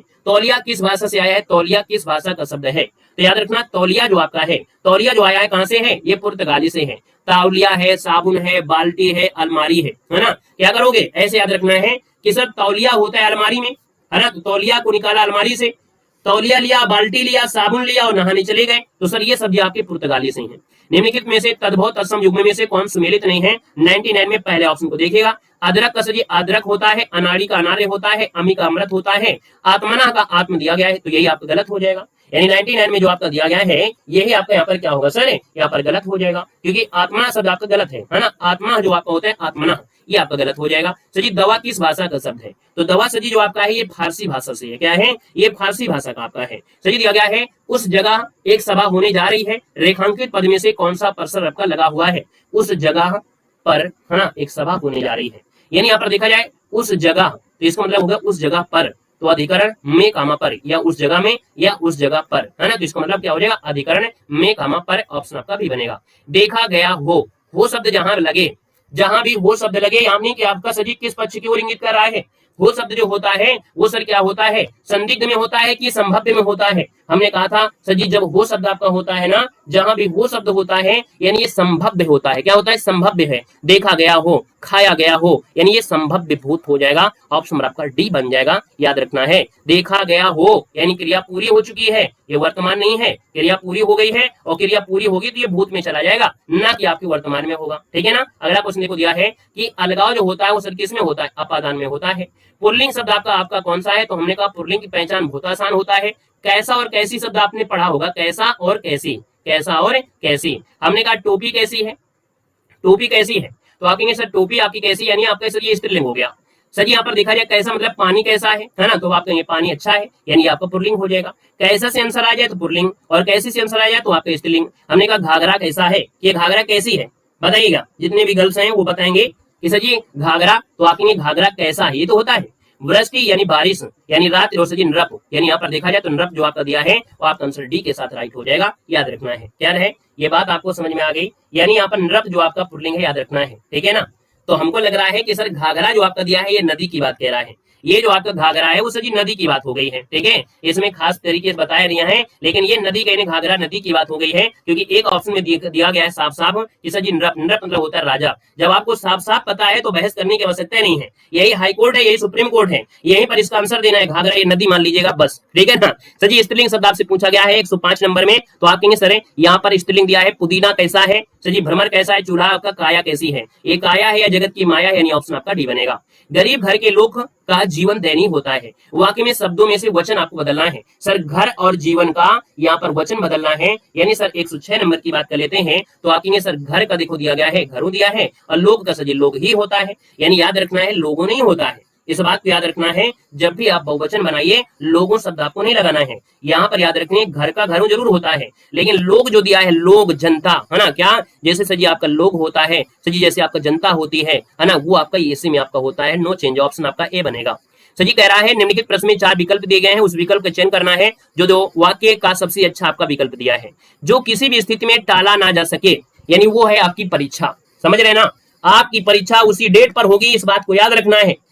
अब आपकी परीक्षा टाली नहीं जा सकती है, तो याद रखना है इसको सर कहा जाता है अनिवार्य, यानी जो किसी स्थिति में टाला ना जा सके, यानी सर उसको क्या बोलते हैं, अनिवार्य है। सर जी आपका चुनाव जो होता है वो इसी डेट का होगा, चाहे जमीन आसमान एक हो जाए, सर ये अनिवार्य होता है, ऑप्शन आपको देना सी नंबर। असंभव नहीं होता भाई, असंभव कोई मतलब नहीं है, फिर से समझिएगा, जो किसी चीज को टाला नहीं जा सकते हैं, यानी उसको करना अनिवार्य है और वो होकर रहेगा। जैसे उपराष्ट्रपति का चुनाव होता है और वो 6 माह के भीतर होगा ही होगा, 100% होगा, यानी वो अनिवार्य है, हो जाना चाहिए, क्योंकि उनकी सीट 6 माह से ज्यादा खाली नहीं रखी जा सकती है। सर जी संगम, संवाद और संतोष, संस्कार, संयुक्त आदि के उपसर्ग आपके हैं, उनमें से है कौन, 108 नंबर दिया है, तो सर ये सम इसका आंसर आपका हो जाएगा, याद रखिए इसको ऑप्शन हो जाएगा, सम आपका बन जाएगा। सबको तोड़िए सम निकल आएगा। दिए गए विकल्पों में से अवन का विरुद्धार्थी क्या होता है, हमने कहा अवन का मतलब भी तो जानो, अवन का मतलब होता क्या है, सर अवन का मतलब होता है पृथ्वी होता है, तो सर जी इसका विलोम आपका अंबर हो जाएगा, ऑप्शन आपका डी इसका राइट हो जाएगा। दिए गए विकल्पों में से ऊर्ध्व शब्द का सही विलोम क्या होता है, तो ऊर्ध्व दिया गया है, और ऊर्ध्व का क्या होता है सर जी, ऊर्ध्व का होता है अधा, ऊर्ध्व मतलब ऊपर, अधा मतलब नीचे, तो सर जी आपका आंसर क्या हो जाएगा, ऊर्ध्व का अधा होता है, क्या होता है, अधा मतलब नीचे होता है, ठीक है ना। सर अगला क्वेश्चन दिया है बर्बरता शब्द का समानार्थी क्या होता है, बर्बरता शब्द का पूछा गया है कि सर बर्बरता शब्द का समानार्थी इनमें से क्या बनेगा।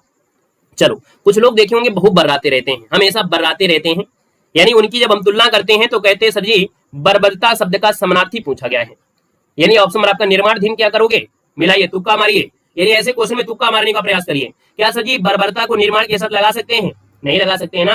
अत्यंत लगा सकते हैं सर जी, नहीं लगा सकते हैं। सर अस्तित्व और बर्बरता से कोई मतलब है नहीं, यानी ऑप्शन आपका बी हो जाएगा। ऐसे क्वेश्चन को हम ऐसे सॉल्व करते हैं, ठीक है ना। सर अगला क्वेश्चन आपसे दिया गया है और आपसे कह रहा है चलिए आप लोग तुक्का बहुत मारते हैं, तुलना बहुत मारते हैं। आगे क्वेश्चन आपका 112 है, कह रहा है सर जी आपसे दिया गया है दिए गए विकल्प में से सही अर्थ देना है। हमने दिया है कांति और क्रांति, तो क्रांति तो आपने पढ़ा होगा, क्रांति तो आपने पढ़ा होगा, 100% पढ़ा होगा। तो सर जी यहाँ पर देखा जाए तो क्रांति यानी परिवर्तन लाना, क्रांति यानी सर जी परिवर्तन लाना। तो सर जी यहाँ पर देखा जाए, यहाँ पर देखो दिया गया है, यहाँ पर देखिए हमने कहा सर जी क्रांति मतलब होता है चमक और क्रांति मतलब होता है परिवर्तन, यानी ऑप्शन आपका बी इसका राइट हो जाएगा। शुद्ध वाक्य का चयन करना है। गत रविवार को वह मुंबई जाएगा, गत मतलब सर जी बीता हुआ होता है, तो क्या सर ए नंबर आपका सही लग सकता है, तो आप कहेंगे ए नंबर तो हमको नहीं लग रहा है, गत मतलब बीता हुआ, तो इसका मतलब यहाँ से कैसे हो जाएगा, आगामी होता है, आगामी रविवार को मुंबई जाएगा, यानी ऑप्शन आपका सी के साथ है, राइट हो जाएगा। सर जी भगवान, हाँ अब आइएगा, यहाँ पर संस्कृत के क्वेश्चन मिलेंगे। भगवान गच्छति का हिंदी में अनुवाद क्या हो जाएगा, तो चलिए सर जी आपको जवाब देना है। यहाँ पर आपके गए हैं संस्कृत के क्वेश्चन, अब आपको संस्कृत के क्वेश्चन मिलेंगे जो आपके कितने हैं, 5-6 क्वेश्चन आपके दिए हैं। भगवान गच्छति का हिंदी में अनुवाद क्या है, यानी यहाँ पर देखा जाए तो सर जी आपका आंसर होगा क्या। चलिए भगवान गच्छति, गच्छति मतलब सर जी आप जान रहे होंगे, यानी कि अगर बात कर लेते हैं तो सर जी आपका आंसर क्या हो जाएगा, गच्छति मतलब जाते हैं, तो जाते हैं यहाँ भी लिखा है और जाते यहाँ भी लिखा गया है। सर जी यहाँ पर देखा जाए तो हम जाते हैं, ये नहीं होगा, आप जाते हैं हो सकता है, आप जा रहे हो ये आपका गलत हो जाएगा, वे जा रहे हैं सर ये भी गलत हो जाएगा, जिसका मतलब जाते हैं होता है। तो थोड़ा सा दिमाग लगाइए, थोड़ा तुक्का मार दीजिएगा बस, ये आंसर आपका बी के साथ जाएगा, क्योंकि सिर्फ भवान गच्छति यानी जाते हैं, और जाते यहाँ भी है, ये तो होगा नहीं, ये तो आपका होगा नहीं, यानी सर इसके साथ आपका बी नंबर यहाँ पर राइट हो जाएगा, ठीक है ना। आप जाते हैं ये सही आंसर आपका हो जाएगा। तो जी फल गिरता है वाक्य में संस्कृत में अनुवाद आपका होगा क्या? फल गिरता है यानी फल गिरता है, तो यहाँ पर आंसर क्या हो जाएगा? हमने कहा फल का हो जाएगा फलम, है ना, फलम हो जाएगा, और गिरता है यानी पतति हो जाएगा, यानी फलम पतति। ऑप्शन नंबर आपका सी यहाँ पर राइट हो जाएगा। सही दिया गया है। रघुवंशम किसकी कृति है? रघुवंशम किसकी कृति है? तो आप कहेंगे सर ये तो कालिदास की है, यानी ऑप्शन नंबर आपका बी हो जाएगा सर, कालिदास का आंसर है, राइट हो जाएगा। अनुचिता शब्द में समास क्या है? अनुचिता शब्द में समास क्या है? तो हमने कहा इसको तोड़िए अनु निकलेगा, और जिस भी समास में आपको उपसर्ग निकल आए, बस याद रखना जिस समास में उपसर्ग निकल आए तो बस समझ लेना सर जी वो आपका है क्या? वो आपका अव्ययी होगा। लेकिन यहां पर ये जब निकले क्या? जब निकले आपको अन निकले, क्या निकले समास में? जब भी समास में अन निकले, यानी इसमें निकालना है अन, क्या निकालना है? अन निकालना है। और अन अगर उपसर्ग निकलता है, अन उपसर्ग निकलता है, तो सर वो मतलब होता है निगेटिव, और निगेटिव होता है यानी आपका होता है नत तत्पुरुष समास होता है। यानी जिस भी समास में निगेटिव यानी नकारात्मक उपसर्ग निकले, कैसा नकारात्मक उपसर्ग निकलता है, वो सर आपका नत तत्पुरुष समास होता है। ऑप्शन आपका डी राइट हो जाएगा। यहीं पर अगर नत न होता तो आप कहते सर ये अव्ययी भाव समास है, लेकिन जब भी किसी नेगेटिव उपसर्ग निकले, अन निकले यानी नहीं, तो वो आपका नत होता है, याद रखना। ऑप्शन आपका डी बनेगा। सही दिया गया है। लघुर में संधि क्या है? हमने कहा यहाँ पर विसर्ग ना देखिए, आप देखिए सर बड़ा उ की मात्रा, और बड़ा उ की मात्रा होती है दीर्घ संधि में। ऑप्शन आपका सी जाएगा। सर अगला क्वेश्चन देखो दिया गया है कि आख्यातोपयोगे सूत्र विभक्ति आपसे पूछा गया है, इसमें सर जो आपकी विभक्ति है आपकी है क्या? यानी आपसे कह रहा है विद्या ग्रहण की जाएगी, जिससे विद्या ग्रहण की जाएगी हमेशा क्या होती है? अपादान होती है। तो यहाँ पर ये इसमें क्या है कि आख्यात उपयोगे सूत्र विभक्ति, यानी यहाँ पर जो विद्या है हमेशा ग्रहण की जाएगी, ये अपादान में होगा, और सर ये पंचमी भक्ति है, तो यहाँ पर आंसर आपका सी हो जाएगा, पंचमी भक्ति हो जाएगा। यहाँ पर देखो दिया गया अगला क्वेश्चन आपसे कह रहा है, हाँ कह रहा है सर जी क्री धातु का लोट लकार मध्यम पुरुष एक वचन का रूप इनमें से क्या है? कह रहा है क्री धातु का लोट लकार मध्यम पुरुष एक वचन का रूप क्या है?